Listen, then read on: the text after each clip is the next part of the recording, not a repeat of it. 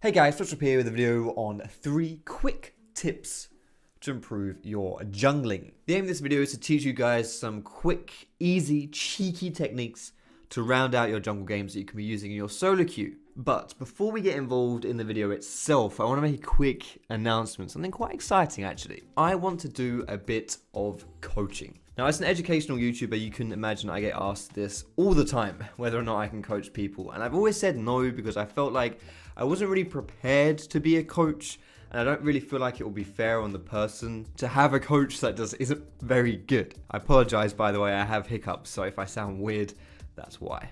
Anyway, hiccups aside, I've decided to kind of branch out a little bit and expand my skill base. You guys know I've been doing a little bit of casting recently, so I want to get into coaching as well. So who better to coach than you guys? But of course, I've got to find the right person to coach, and we all know it's bloody impossible to trawl through the YouTube comments to find any meaningful information. So instead, what we're going to be doing is we're going to use this site that's named after what you see when you look in the mirror in the morning.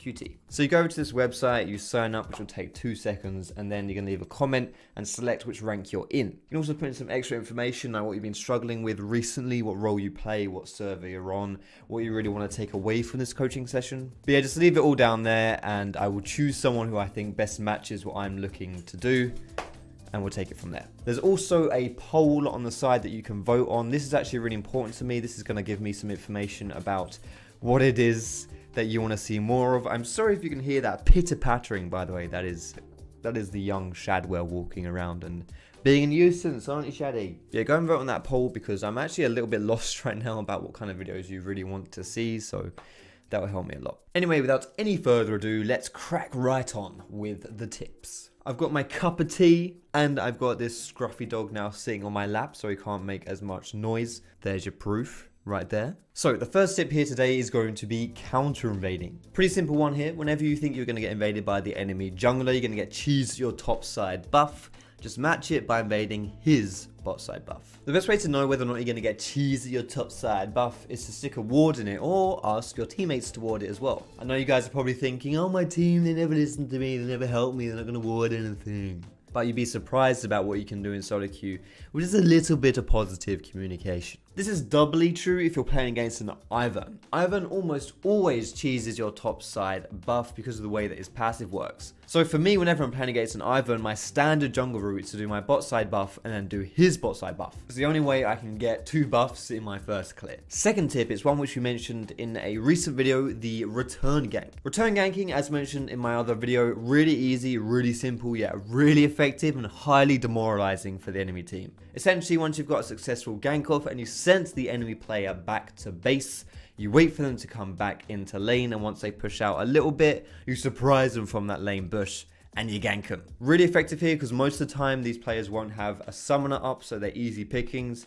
And also, they just never expect it. So it's like a cheap hooker's skirt. It's really easy to pull off. Now, as you're seeing in this clip specifically, this one is even harsher than the standard return gank, even more of a knobhead move. In this example, we're actually return ganking someone before they even reach the safety of their tower.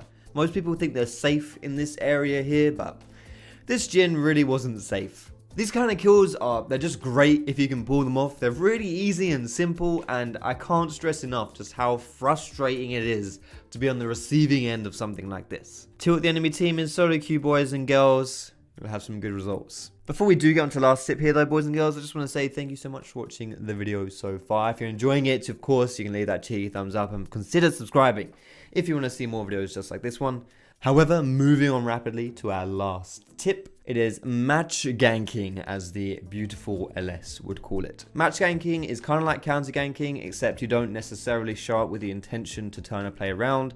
You're just there to cock block the enemy jungler. Basically, what I mean by this is thinking with your brain to imagine what the enemy jungler is thinking and where he's going to go. And then you show up in that same place and you deny him plays. Now, there are 2 ways that you can do this. Either you can do it the easy way, which is not really the optimal way in my opinion. That is to do it reactively. So you see something happening on the map, you see the enemy jungler ganking your laners, and then you just bomb it to that place and you try and turn the play around. And then on the other hand, you can do it proactively as opposed to reactively, but that is a little bit trickier but it's a little bit more effective as well. Essentially, this is the part where you're thinking about what the enemy jungler might be doing, and you're showing up at certain locations on the map with that in mind. It may sound a little bit daunting, like how the bloody hell can you know what the enemy jungler is thinking? But to be honest, it's really not that tricky. Just look at your lane, see which ones are pushed out, and just imagine what side of the map the enemy jungler might be. So for example, if you see your top lane pushed in and you know that the enemy jungler could be around top side in the early game,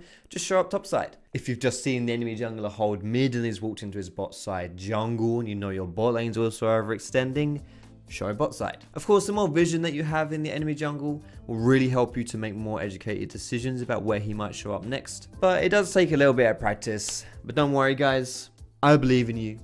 You'll get there.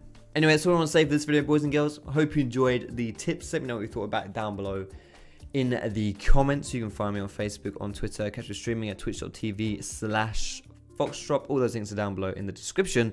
Most importantly, boys and girls, thank you so much for watching. And I will see you in my next